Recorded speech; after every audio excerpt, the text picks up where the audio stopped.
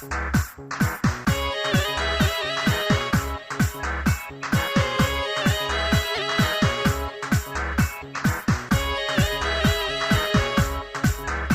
to the Virtual Training Company's Ethical Hacking and Penetration Testing course.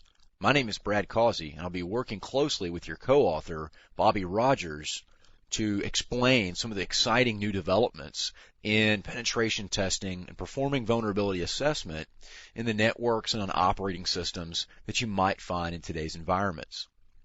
So that's going to be the basic topic throughout our course, which are basically going to take us from taking the security and the defense methodologies and kind of turning them in reverse so that we can use our attack skills to try to reverse engineer the defenses that we might usually find on a network. This should allow us the insight of the hacker mentality and allow us to better develop our security systems so that we can protect ourselves from malicious activity. First, let's take a few moments and look at some of the material that we'll be covering.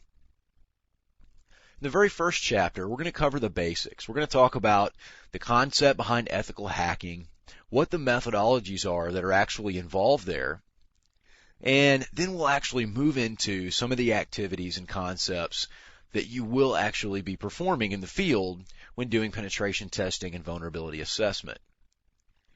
The first of which is reconnaissance. We're going to spend some time talking about doing your research and basically just footprinting the company or the network that you plan on performing ethical hacking against. Next, we'll talk about scanning. Scanning is a little bit more active than reconnaissance and actually will go through and give you a more accurate picture of what you might find in the network or what you might find running on particular hosts in that network. Next, we'll move on to service enumeration, which is going to give us even more detailed operating system information and application information about what we might find running on various computers in the network. Then we'll go into a little bit more technical detail and move into vulnerability assessment and exploitation. This is actually the point where you have as much information as you need and you close in on a target, find out what vulnerabilities exist, and exploit those vulnerabilities to gain access to those systems. And this is really where the weakness is usually pointed out in most networks. So this is kind of the highlight, if you will, of the overall process. Now, after we've gained access to that system, we need to understand the differences in the concepts behind penetrating the system or the network, gaining access to that, and also what is involved in the compromise of a system.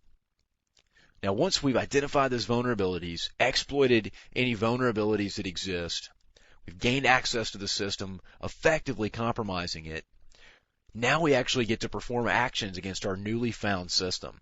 These different things can include items such as privilege escalation, where we can bump ourselves up to system administrator or possibly root. And owning the box is basically a slang term for using the box for things that you want to. In other words, doing things with that machine that weren't normally intended when that machine was installed. After we've been able to get onto the machine and do what we wish, our next goal is going to be to evade any defenses that exist and try to erase our tracks, effectively acting as a ghost or a shadow on the network so we can maintain our access as long as possible, which is actually going to be our next area that we'll cover. So maintaining and then possibly using previous compromises and exploitations to produce even more access. So once we have our box owned, we're going to want to expand that out and get as many as we can on that network, because most likely a network with one vulnerability is going to have a lot more. And in wrapping things up, we're going to go into a little bit of off-topic stuff, such as some special hacking topics, such as steganography and encryption, that will come into play and be a factor when you're performing these vulnerability assessments. We'll also cover some popular tools that you might use in your travels as an ethical hacker. We'll cover some of the outstanding exams that exist if you plan on getting certified. And finally, we'll discuss a little bit more about my background and Bobby's background. So this should give you a pretty good idea of what we plan on covering throughout our course. I hope you enjoy the course and look forward to working with you.